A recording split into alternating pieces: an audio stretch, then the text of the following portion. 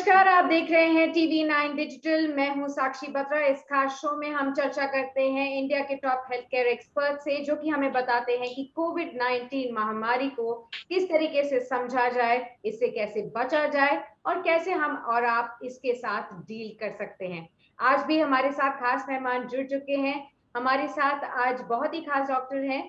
Doctor Manoj Goyal है हमारे साथ, director pulmonology, Fortis memorial research institute से। डॉक्टर गोयल, स्वागत है आपका टीवी 9 डिजिटल पर और बहुत बहुत शुक्रिया अपना समय हमारे लिए निकालने के लिए और इस खास चर्चा में शामिल होने के लिए। इससे पहले कि मैं इस चर्चा को आगे बढ़ाऊं, सबसे पहले आपके लिए और हमारे सभी व्यूअर्स के लिए हम दिखाना चाहते हैं टीवी 9 डिजिटल का नया इनिशिएटिव टीवी 9 वैन, जो कि एक इनिशिएटिव है पेशेंट इंफॉर्मेशन के लिए, अवेयरनेस और साथ ही साथ एंगेजमेंट के लिए। आइए देखते हैं क्या है टीवी 9 वैन। Today, doctors are busier than ever providing care and advice to patients. And the reality is that an average patient now spends much more time in the waiting room than in the doctor's chamber. With such a captive audience, it's time to put their wait time to good use. Introducing TV9 Waiting Area Network that provides premium patient engagement experience through engaging and informative videos. These videos are created keeping in mind an Indian patient seeking medical attention. TV9 Waiting Area Network provides a perfect platform for educating the patients on everything a doctor's practice has to offer while elevating the doctor's brand at the same time. As a doctor, all you need is to have Wi-Fi at your clinic and we'll take care of the rest. We provide you with a TV, a media player, your clinic profile, and a playlist customized as per your practice. Combine all this with the regular news updates from TV9 and you have an awesome branding and marketing tool for your clinic. Write to us at van@tv9.com and we'll get in touch with you to set up our solution at your premises. Okay, so now we know what TV9 WAN is. Let's now kickstart our discussion with Dr. Goel. Dr. Goel, we are all, kind of dealing with the second wave, which is much more severe than the first wave when you talk about the COVID-19. Now, it is known so far that COVID-19 hits the lungs. It is the disease of the lungs. Help us understand a little bit more कि ये कैसे COVID-19 lungs को affect करता है. कोविड-19 एक viral infection है जो कि लंग्स के अंदर पहुंचता है। हमारे सांस की जब हम लोग सांस लेते हैं तो सांस के साथ हमारा जो लंग्स है is totally expose to the atmosphere. So whenever some infected person comes in our contact तो उसके अंदर अगर वायरस है then by inhalation it goes into the lungs और लंग्स में जाकर के वहाँ पे एक इंटेंस इन्फ्लेमेशन प्रोड्यूस करता है। और ना केवल ये वायरस वहाँ पे लंग्स को इंजरी पहुँचाता है, डैमेज पहुँचाता है, पर बॉडी के जो इम्यून सिस्टम है उसको इतना डिसरेगुलेट और एग्जेगरेट कर देता है कि हमारी बॉडी का जो इम्यून सिस्टम है वो भी हमारे लंग्स को डैमेज पहुँचाने लगता है। एक तरह से कहा जाए कि इस तरह से इम्यून सिस्टम को इस तरह से ये एक्टिवेट करता है या डिस्टॉर्ट करता है कि जैसे सपोज मेरा बॉडी गार्ड हो, मेरे अगेंस्ट ही काम करने लगे। तो ये वायरस ना केवल खुद अपने आप लंग को डैमेज पहुँचाता है but also because the distorted immunological response which is over exaggerated which also causes damage to the lung. Okay, understood, doctor. That is a little complicated for the layman to understand. We'll try and simplify that further in our discussion.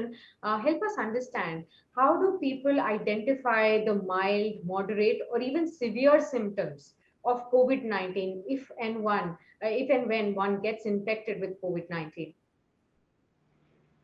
See, what we generally find is that during the first week is the infectivity phase when the virus is inside the body, it starts multiplying. So it is increasing its viral load. It is the second week when these complications occur, and when we talk about the moderate and severe disease, they usually occur in the second week of the infection. And that is the time when I said virus starts causing damage inside the lung, inside the body. And also, as I said, it causes our immune system to go berserk, which immune system, which is for our own defense, starts working against our own tissues and lungs, and that also starts causing damage to the body. So this is a very simple language that which I want to explain how the virus causes problem in the lung. Absolutely. Now, coming to the mild problem, they would just have some fever, body aches, weakness, cough, that would be a mild symptom, but there won't be any respiratory issues in these patients generally. So they won't feel any breathless, But once the patient starts feeling breathless and his respiratory rate becomes somewhat between 24 to 30, and when he walks and he feels that he's got a breathlessness, and if he has got a pulse oximeter at home and he checks that he walks, his oxygen drops below the normal values, then we know the lungs have started affected. Now, if the oxygen saturation drops between 94 to 90%, then we say it's a moderate disease. Once the oxygen drops below 90%, then we know it's a severe disease. So this is how we categorize mild, moderate to severe infection. Okay ये काफी सरल तरीके से आपने समझाया है कि कैसे माइल्ड मॉडरेट और सीवियर केसेस को समझा जाए तीनों के बीच में आइडेंटिफिकेशन किस पैरामीटर पर होता है और बहुत ही इंपॉर्टेंट बात आपने कही है कि कोविड 19 डिजीज एक वायरल इन्फेक्शन है बॉडी को इम्पैक्ट करता है लंग्स को इम्पैक्ट करता है और ना ही केवल ये इस तरीके से इम्यून सिस्टम को अटैक करता है कि इम्यून सिस्टम हमारी खुद की बॉडी के अगेंस्ट काम करने लग जाता है जिससे और कॉम्प्लिकेशंस आती हैं इसको थोड़ा और विस्तार से समझेंगे सर सबसे पहले आप मुझे ये बताइए कि पिछली वेव में और इस वेव में क्या फर्क आया है कोविड 19 में हम लगातार ये सुनते हैं कि अलग अलग कोविड 19 वेरिएंट्स आ रहे हैं म्यूटेशन हो रहा है इसे लोग कैसे समझें और कितने ज्यादा सिवियरिटी के साथ अब कोविड 19 इम्पैक्ट कर रहा है सेकेंड वेव में वायरस इन्फेक्शन के साथ कैपेबिलिटी होती है कि वो अपने को म्यूटेट करते रहते हैं, दे कीप एडवांसिंग देमसेल्व्स, और ये चाहे फ्लू वायरस हो चाहे कोविड वायरस हो. This is what has happened with this. करीब 4000 म्यूटेशंस इसके अंदर किए और उसमें से कुछ म्यूटेट्स जो करीब 10-15 के आसपास हैं जिन्होंने इतने ज़्यादा म्यूटेशन किया है, इससे इसकी तो इन्फेक्टिविटी बहुत ज़्यादा बढ़ गई है. यानी करीब 4 से 5 गुना ज़्यादा मोर इन्फेक्टिव हो गया है जो कि फर्स्ट वेव का वायरस था. और नॉट ओनली दैट, इसकी जो विरुलेंस है वो भी बहुत ज़्यादा हो गई. और तीसरी चीज़ है, ये नॉट ओनली विरुलेंस हुआ है पर ये बॉडी के अंदर जो हमारे, मैंने आपको बार बार जैसे बताया, इम्यून सिस्टम, इस इम्यून सिस्टम को डिसरेगुलेट करने की जो इसकी जो कैपेबिलिटी है वो भी बहुत ज़्यादा बढ़ गई है. So it is much more infectious, it is causes much more severe disease. So that is the big difference. That's why जो हमारे नंबर ऑफ पेशेंट्स है सडनली बहुत ज़्यादा बढ़े और बहुत तेज़ी से बढ़े पिछली वेव के मुकाबले. और सिवियरिटी ऑफ डिजीज थी वो भी बहुत ज़्यादा रही पिछली बीमारी के मुकाबले, पिछली बार के मुकाबले. राइट डॉक्टर अब लगातार बात ये भी हो रही है कि एक थर्ड वेव का एंटिसिपेशन है जिसके लिए अब ज्यादातर लोग भी डॉक्टर्स भी सभी जुटे हुए हैं तैयारी के लिए hospitals health care infrastructure government सभी लेकिन कैसे समझा जाए कि थर्ड वेव किस तरीके की होगी अभी तक किसी को कुछ आइडिया नहीं है so how well can we be prepared for this assumption of third wave that is likely to hit us perhaps See, पहली बात ये है कि we cannot take this virus for granted. It just has befooled us for more than 1 year. It will keep befooling us. So we cannot be wiser than this virus. okay right As a matter of fact. Now third wave आएगी या नहीं आएगी वो किसी को नहीं पता.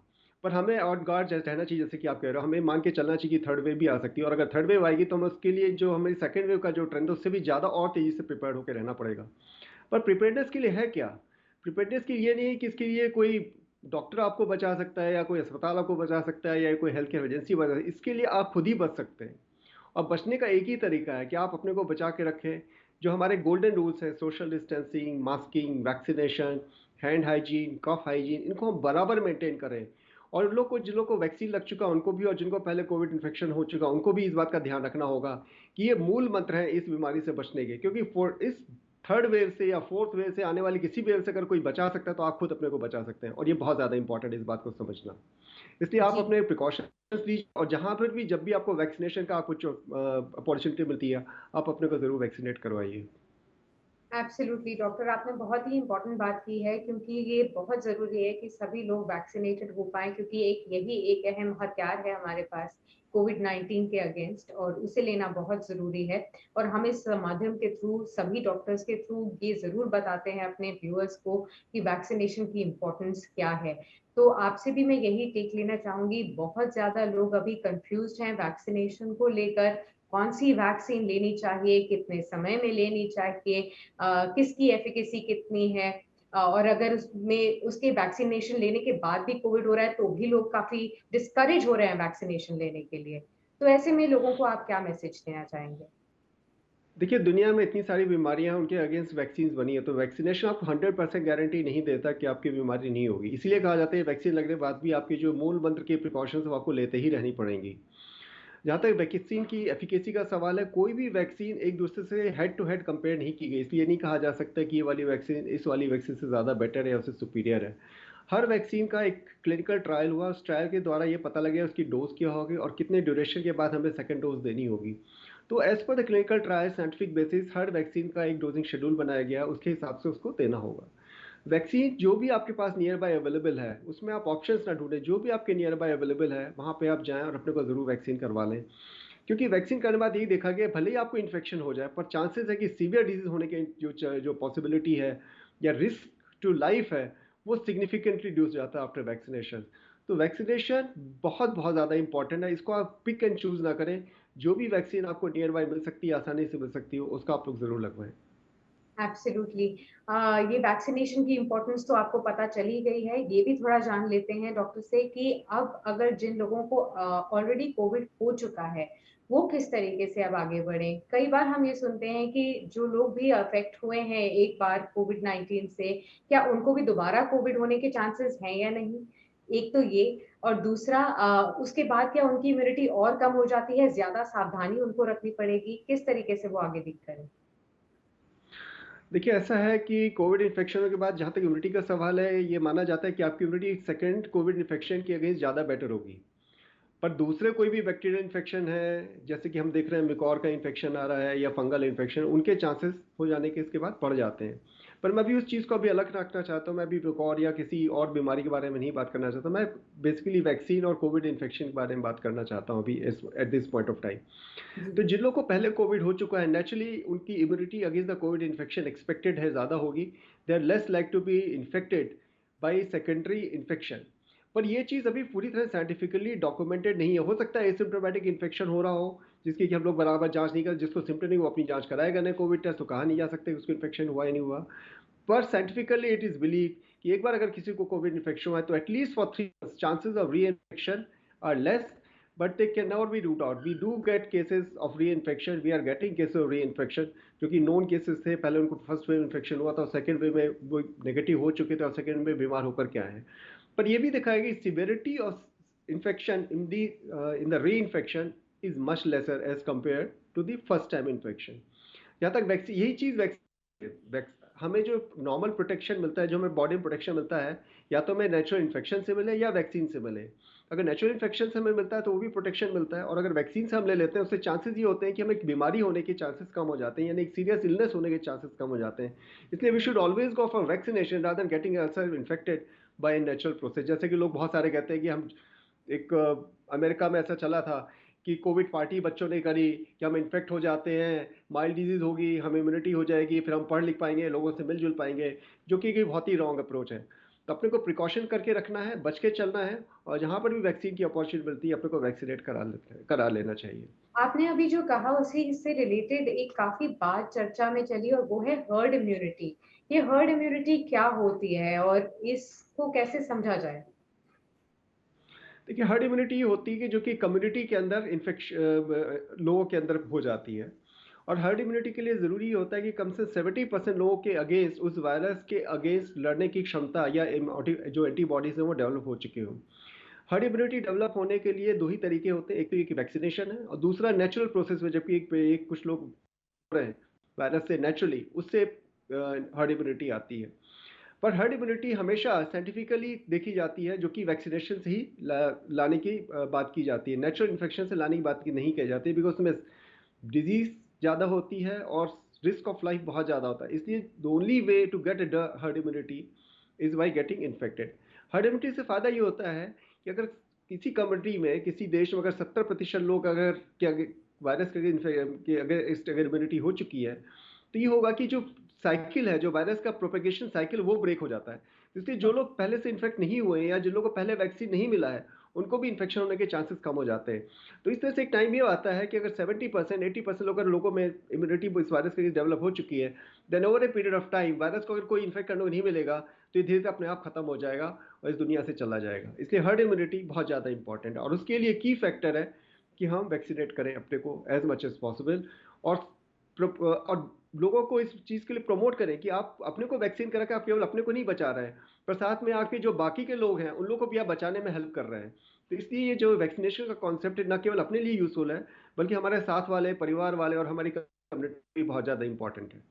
Right. और आखिर में डॉक्टर आपसे यही जानना चाहेंगे कि लंग्स के लिए लोग अपने आप क्या कर सकते हैं कि लंग्स उनके हेल्दी रहे, उनकी बॉडी हेल्दी रहे और वो कोविड-19 से जितना हो सके वो बच सके, बिकॉज किसी का भी ज्यादा अब कंट्रोल नहीं है। दोबारा से अनलॉक शुरू हो गया है, people will start going to offices again, there be again influx of people in the market, malls, everything will reopen again.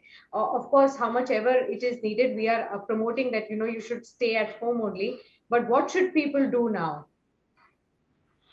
देखिए, जो बहुत एसेंशियल वर्क है उसी में आप जाएं, एंगेज करें अपने को। अवॉइड क्लोज सराउंडिंग्स के अंदर, यानी इनडोर सराउंडिंग्स को जितना हो सके अवॉइड करें। हमें इंजीनियरिंग वर्क का पैसा करना चाहिए अपने मॉल्स का, अपने ऑफिसेज का, कि उसमें नेगेटिव प्रेशर हो ताकि और वेंटिलेशन प्रॉपर हो सके। बिल्कुल वॉट एयर टाइट कंपार्टमेंट, अब एयर टाइट रूम्स के अंदर हम लोग ना मिलें। दूसरी चीज़ है कि अपने लंग्स को, जैसा आपने कहा, प्रोटेक्ट करने क्या करना होगा, उसके लिए एक लंग हाइजीन बहुत ज़्यादा इंपॉर्टेंट है। स्मोकिंग बिल्कुल छोड़ दें। किसी भी प्रकार का स्मोक आपके लंग्स के लिए डेंजरस हो सकता है। अगर आपको पहले से कोई लंग की प्रॉब्लम है, फॉर एग्जांपल अस्थमा है या सीओपीडी है, तो अपनी डॉक्टर की सलाह के अनुसार, जिन्होंने आपको इन्हेलर्स बताए हुए हैं, जो दवाइयाँ बताई हुई हैं और जो प्रिवेंटिव मेडिसिन इन्हेलर्स बताए, उनको आप बराबर लेते रहें डॉक्टर की सलाह के अनुसार। और ऑफ कोर्स जो गोल्डन रूल है हमारे, मास्क को पहनना, जितना हो सके 6 फीट की दूरी बना करके रखना, अपने हाथों को बार बार धोते रहना, चेहरे पर अननेसेसरी किसी भी तरह से कोशिश करें कि अपने हाथों को ना ले जाएं और छुएं उनको। एब्सोल्युटली। इसी नोट पर मैं आपका बहुत-बहुत शुक्रिया करना चाहूंगी डॉक्टर।